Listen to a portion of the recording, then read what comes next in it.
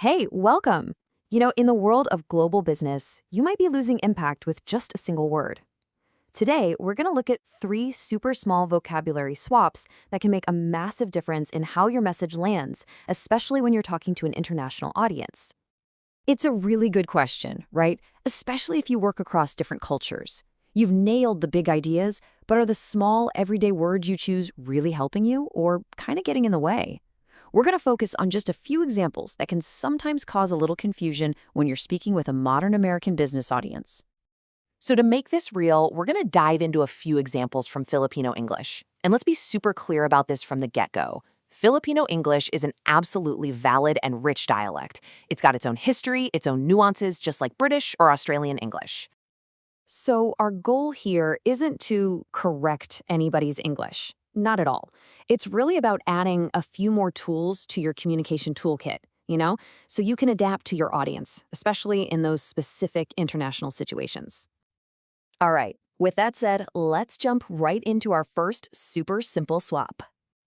Okay, so our first swap is a word I bet you've seen a million times, especially in work emails, the word kindly. So imagine you get an email, and it ends with this sentence. It's polite, it's professional, and it's very, very common in Filipino English. But here's the thing. In the US, that word can land a little differently. The fix? It's so easy. In American English, you just swap out kindly for please. It seems like a tiny change, but believe me, the difference in tone is actually pretty big. So why does this even matter? Well, while kindly is a perfectly good word, to a lot of American ears, it can sound, well, a little old-fashioned, a bit stuffy, almost like something you'd read in a business letter from, the 1950s. In today's much faster-paced world, please just feels more direct and is way more common. All right, next up, we've got a local acronym that can cause some, let's just say, genuine confusion if you use it outside of its home turf. Okay, picture this. You're in a meeting and you just need to pop out for a minute. In the Philippines, this phrase is totally normal. Everyone knows what you mean. But if you said that in an office in New York or London, you'd probably just get a blank stare. So what do you say instead? Easy. Just use the standard American English terms. You'd say restroom if you're in an office or a public place, or just a general term, bathroom. And the why behind this one is super straightforward. CR is short for comfort room, which is an expression that's pretty unique to the Philippines. Outside of that context, the acronym just doesn't mean anything to people. So this swap is absolutely essential for just basic, clear communication. Okay, for our last example, let's talk about something we all do, when a brand name basically becomes a verb. I mean, this is such a classic office request, right? We do this all the time with brands like Google or Kleenex. It just feels natural. But technically, you're using a specific company's name for a general action. So what's the more universally understood way to say this? You just use the generic term for what you're actually doing, photocopy, or even just make a copy. Now, again, you might be thinking, does this really matter? People know what I mean, and a lot of the time they will.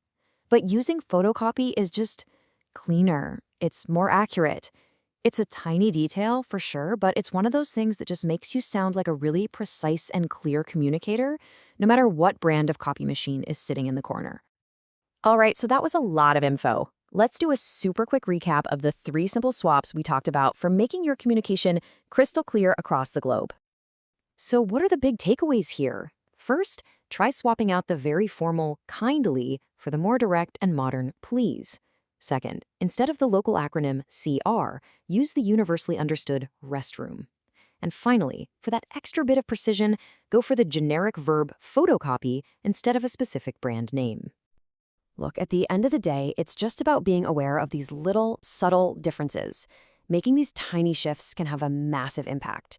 It really helps you sound more natural, and most importantly, it makes sure your message gets through loud and clear, no matter where you are in the world. And that kind of leaves us with one last question to think about. We've only looked at 3 tiny examples today, right? But it's such a huge topic. It really gets you thinking, what other small, almost invisible changes in how we talk could make the biggest difference in how we connect with people?